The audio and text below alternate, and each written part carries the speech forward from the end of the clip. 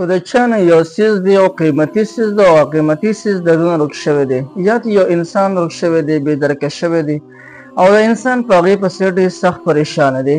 نن درته د یا معیدو یو داسې وظیفه ښیمه که دا وظیفه تاسو وکړئ انشاءالله هغه قیمتي څیز او هغه رک شوی انسان دا به رب العالمین زر تر زر را پیدا کړي.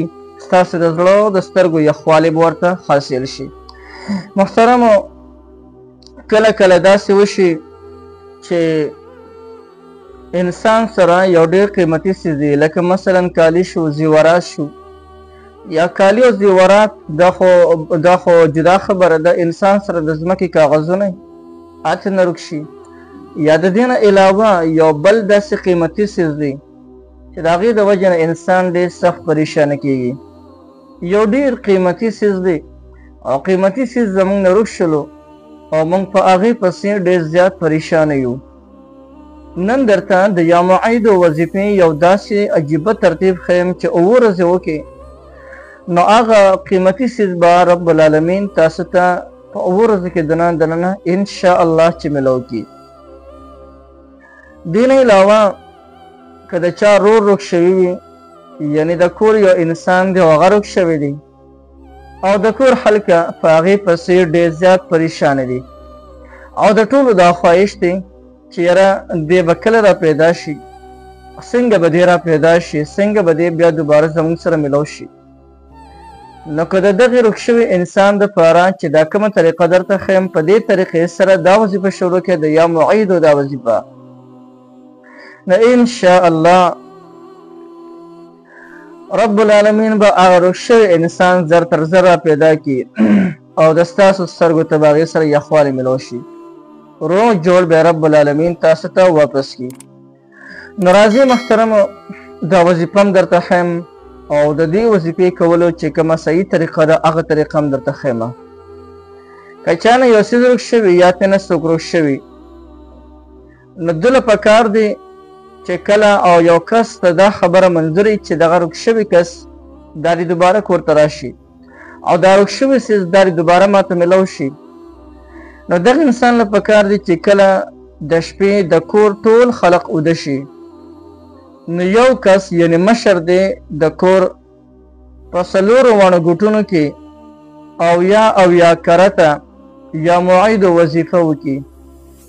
دا ښي سایډه به شروع کوي د کور په ښي سایډ کې چې کم ګوټ دی هلته به ودرېږي او دی به هغه ځای کې او یا کرته یا معیدو وظیفو کې شروع به یې داسې کوي بسم الله الرحمن الرحیم اللهم یا معیدو یا معیدو یا معیدو یا معیدو او په آخر کې به وایي جل جلاله.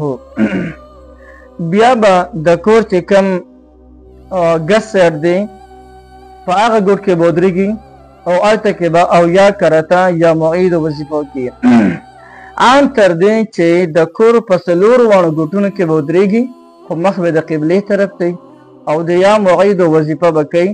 په تصور کې به هغه څیز ځان سره ساتي په خیال کې کوم څیز چې د ده خواهش وي چې دا څیز دې ماته دوباره میلو شي. که انسان رک شوي د هغې کس تصور دی کوي چې دا کس دې موږ ته دوباره میلو شي. که یو قیمتي څیز نه دغه شوي رک شوي د هغه قیمتي څیز تصور دی کوي چې دا څیز دې ماته میلو شي. نو د کور په 4 واړو ګوټونو کې په هر یو ګوټ کې او یا کرته یا معیدو وظیفه کوئ او که مخکې وروسته هم ترنه 3 کرته درود شریف ووایو نو بیا خو نور علی نور شو بهترینه خبره ده.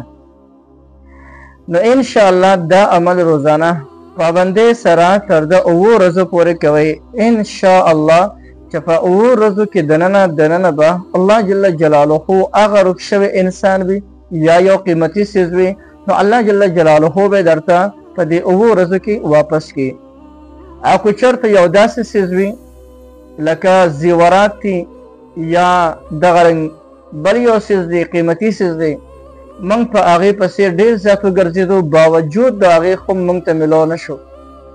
نو که یو داسې څیز وي چې هغه چې دی هلاکېدونکی څیز وي یا چا هلاک کړی دی یا چا ختم کړی دی یو داسې څیز دی نو د دې وظیفې په برکت باندې به رب العالمین هغه انسان ته د هغې نه بهترین څیز ورکړي. مثلا زیورات کالي د هغونه رک شوي دي دوه تولې ترکه شوي دي ان شاء الله د دې نعمل بدل ورته رب العالمین ورکي او د هغې نه بهترین څیز یا بهترین کالي ورته رب العالمین ورکي. د محترمو یا معید دا د الله جل جلاله یو صفتي نوم دی. د معید معنی ده دوباره پیدا کوونکی ذات. نو کوم انسان چې دا وظیفه کوي د دې برکات فضایل به بیا په خپلو سترګو باندې وویني. نو بالخصوص دغه دوه رازونه ما تاسو ته ښکاره کړل که چا نه یو کس روغ شوي یا ته نه یو څیز روغ شوي نو که د هغې دپاره هم دا وظیفه ده یا هغې د راونیسي نو انشاء الله عز وجل چې زر تر زره به ورته هغه روغ شوي کس یا هغه روغ شوي څیز میلاو شي.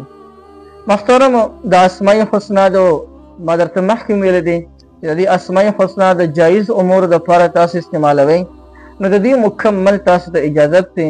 د دې نه هر څوک پیدا غشتلی شي او هر چاته زمونږ په دې چینل کې چې هر څونه وظایف دي د دې نه د جایز پیدا کوتی یو کس اخلي نو مکمل اجازت دی. زمونږ د ټولو وظایفو او اورادو تاسو ته مکمل اجازت دی.